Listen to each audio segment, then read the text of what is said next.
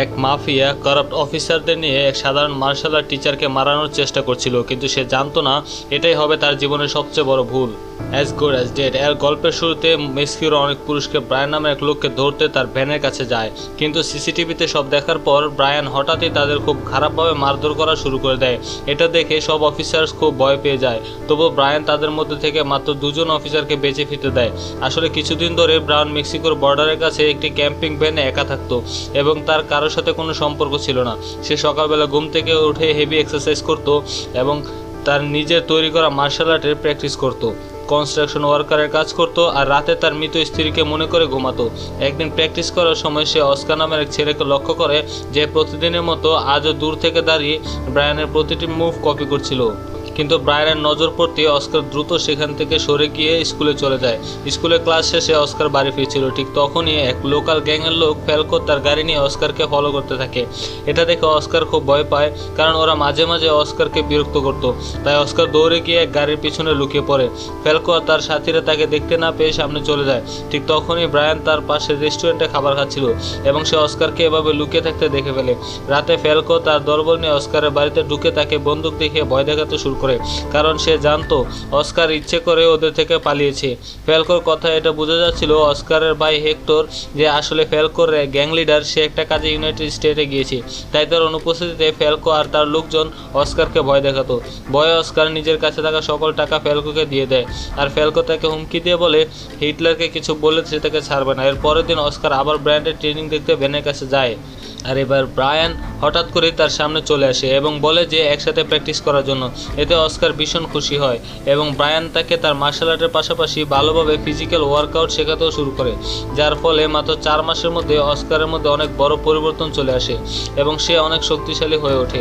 একদিন অস্কার ব্রায়ানের ভ্যানে তার স্ত্রীর ছবি দেখে, যা দেখে অস্কার তার সম্বন্ধে জানতে চাইছিল, কিন্তু সে তখন সে প্রশ্ন না করে এটা জিজ্ঞাসা করে ব্রায়ান তাকে মার্শাল আর্ট কেন শিখাচ্ছে। এবার ব্রায়ান তাকে জানায় সেদিন সে অস্কারকে ওই গ্যাংওয়ালাদের কাছ থেকে লুকাতে দেখেছিল, আর অস্কার চাইলেই সহজে তাদের মোকাবেলা করতে পারে। এতে অস্কার বলে দেয় আসলে গ্যাং তার ভাই হেক্টরের, কিন্তু তবুও তারা তাকে প্রায় বিরক্ত করে। এটা বলার পর অস্কার ব্রায়ানের সাথে বাইরে প্র্যাকটিস করছিল। ঠিক তখনই ফ্যালকো আর তার দলবল সেখানে আসে, কিন্তু এবার তাদের সামনে তাদের ভাই হেক্টর ছিল, যে কিনা ইউএস থেকে ফিরে এসেছে।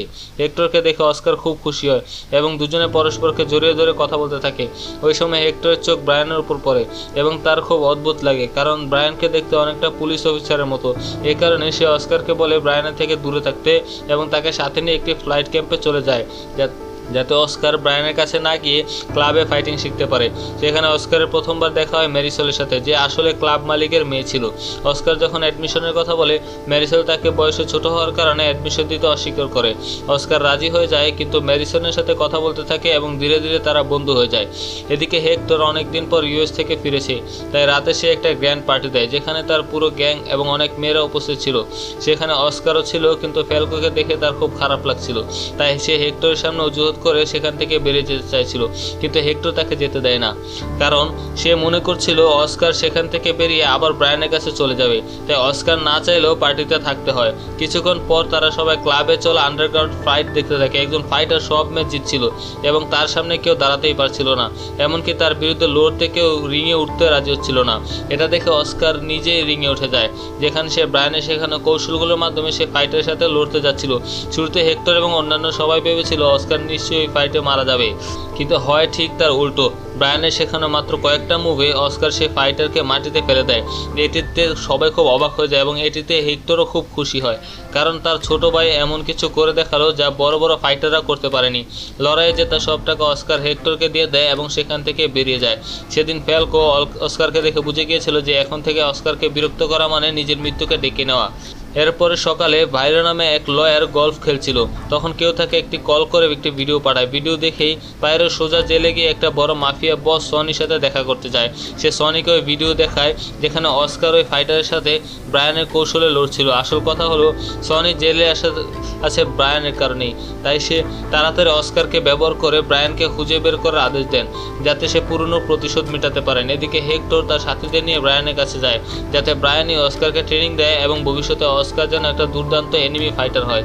কিন্তু গত 1 সপ্তাহ ধরে হেক্টর ইচ্ছা করে অস্কারকে ব্রায়ানের কাছে যেতে দেয়নি, কিন্তু এখন শুধু নিজের লাভের জন্য হেক্টর অস্কারকে ট্রেনিং দিতে বলে।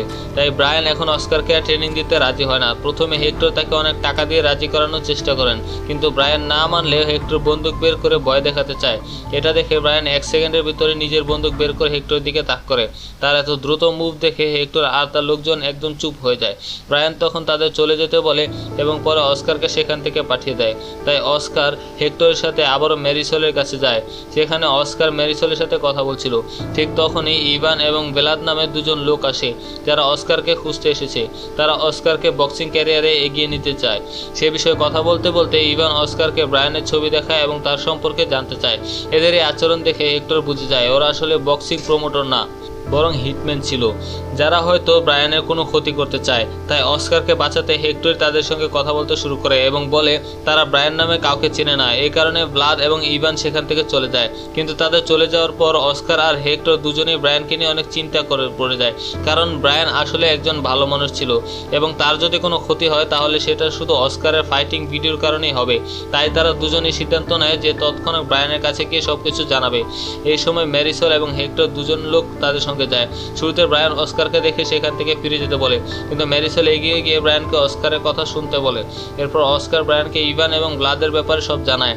এই কথা জানার পর ব্রায়ান তাৎক্ষণিকভাবে ম্যারিসোল এবং অস্কারকে তার ভ্যানের ভিতরে যেতে বলে, কারণ সে বুঝে যায় ব্লাদ এবং ইভান হয়তো তাদের পিছু নিয়ে সেখানে পৌঁছে গেছে। এবং সত্যিই তাই হয়েছিল। ইভান পাশের দিক থেকে ব্রায়ানকে সরাসরি নিশানা করার চেষ্টা করছিল এবং ব্লাদ রাইফেল নিয়ে এগিয়ে আসছিল। ব্রায়ান হেক্টর এবং তার লোকজনকে ভ্যানের ভিতরে ঢুকতে বলে, কিন্তু তারা ঢোকার আগে ইভান হেক্টরের দুই সঙ্গীকে মেরে ফেলে। তবু হেক্টর এবং ব্রায়ান শেষমেশ ভ্যানে উঠে বাঁচতে পারে, কিন্তু তখনও ব্রায়ান কিছু বুঝে উঠতে পারছিল না তারা তার খোঁজ পেল কীভাবে। অনেক আগে থেকে আমেরিকা থেকে এখানে এসে লুকিয়েছিল। তখন ম্যারিসোল তাকে অস্কারের ভাইরাল ভিডিওটি দেখায়। ভিডিও দেখে ব্রায়ান সব বুঝে যায়। তারপর সে প্রথমে হেক্টর এবং বাকিদের ভ্যানের ভিতরে বুলেট প্রুফ কাচের পেছনে যেতে বলে এবং নিজের টর্চ বোতলে সরাসরি ইভানকে হত্যা করে। এটা দেখে ব্লাদ রেগে যায়, তাই সে ক্যাসিনো নিয়ে ব্রায়ানের ভ্যান জ্বালাতে থাকে। কিন্তু কিছু করার আগেই ব্রায়ান ক্রসবো নিয়ে তার দিকে তাক করে। এটা দেখে ব্লাদ আগে গ্যাসোলিনটা ছুঁড়ে মারে, তারপর ব্রায়ানের সাথে লড়তে শুরু করে। কিন্তু ব্রায়ান এই টেকনিকের সামনে কেউ টিকতে পারে না, তাই ব্রায়ান তাকে খারাপভাবে মারধর করে এবং তার ওপর পুরো গ্যাসোলিন ঢেকে দেয় এবং বলে যদি ব্লাদ না বলে কে তাকে ব্রায়ানকে মারতে পাঠিয়েছে তাহলে সেও তাকে মেরে ফেলবে। কিন্তু তবুও ব্লাদ কিছু বলে না, বরং নিজেই আগুন লাগিয়ে আত্মহত্যা করে। এখন ব্রায়ান বুঝে যায় আসলে সেখানে আরও অনেক হিটম্যান আসতে পারে। তাই সে সাথে সাথে হেক্টর, অস্কার এবং ম্যারিসোলের কাছে গিয়ে ব্রায়ান তাদের ভ্যানের নিচে থাকা একটি গোপন সুড়ঙ্গের পথ দেখায়, যাতে তারা সবাই নিরাপদে সেখান থেকে বেরিয়ে যেতে পারে। সেই পথ দিয়ে যেতে যেতে ব্রায়ান হেক্টরকে জানায় যে আগে সে নিজেও এই বিয়ের জন্য কাজ করত। সেই সময় তাদের শহরের পুলিশ ছিল জেনারেল সনি, কিন্তু তখন থেকে সনি এতটা খারাপ ছিল যে অস্ত্র, ড্রাগস বিক্রি করার পাশাপাশি মানুষকেও দাস হিসেবে বিক্রি করত। এইসব জানার পরেই ব্রায়ান তার পুরো গ্যাংকে ধরিয়ে দেয় এবং সনিকে জেলের ভিতর পাঠিয়ে দেয়। এর কারণেই সনি তার থেকে প্রতিশোধ নিতে চায়। জেলে বসেও সনিকে 5 স্টার ফ্যাসিলিটিস দেওয়া হতো, কারণ বড় বড় অফিসারদের ঘুষ দেওয়ার জন্য তার কাছে প্রচুর টাকা ছিল। এসব বলার পরে ব্রায়ান তার ওয়াইফের ব্যাপারে বলে আসলে সে এখনও বেঁচে আছে। একসময় সনির লোকজন তাকে অপহরণ করে ব্রায়ানকে মেরে ফেলতে চেয়েছিল। যদিও ব্রায়ান তাকে বাঁচাতে পেরেছিল, তবু তার সেফটির জন্য তার নিজের স্ত্রীকে দূরে পাঠাতে হয়েছে এবং ঝগড়া নাটক করে মেক্সিকোতে লুকিয়ে আসতে হয়েছিল। তারপর থেকে কেউ ব্রায়ানের খোঁজ জানতো না, এজন্যই সে কারোর সাথে কথা বলতো না। এরপর ব্রায়ান হেক্টর আর অস্কার ম্যারিসোলকে সুড়ঙ্গ দিয়ে বের করে দিয়ে নিচে আবার ভ্যানে ফিরে আসে এবং সিসিটিভি দেখতে থাকে। অনেক কড়া পুলিশ অফিসার তার ভ্যান ঘিরে ফেলেছে, যারা সনির কথা মতো তাকে ধরতে এসেছে। কিন্তু ব্রায়ান লড়াইয়ের জন্য পুরো প্রস্তুত ছিল। সে রাইফেল দিয়ে অনেক অফিসার্সকে মেরে ফেলে আর তার মুখ দেখে অনেক ভয় পেয়ে যায়।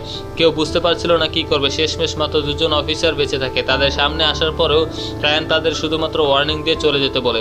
ভয়ে তারা সেখান থেকে পালিয়ে যায়। পরের দিন হেক্টর তার কিছু লোক নিয়ে ব্রায়ানের সাথে দেখা করতে এলে দেখে ভ্যানের কাছে ব্রায়ান নেই। সে পুরো জায়গাটা এমনভাবে পরিষ্কার করেছে যেন গত রাতে কিছুই ঘটেনি। হেক্টর এরপর অস্কার এবং ম্যারিসোলকে ব্রায়ানের চলে যাওয়ার ব্যাপারে জানায়। এই কথা শুনে তাদের দুজনেরই খুব খারাপ লাগে। ব্রায়ানের নিরাপত্তার জন্য এটাই সঠিক সিদ্ধান্ত। তাই অস্কার সিদ্ধান্ত নেয় আগামী দিনে ব্রায়ানকে সেখানে মুখগুলো সে প্রতিদিন প্র্যাকটিস করবে এবং ম্যারিসোলকে নিয়ে সেখান থেকে চলে যায়।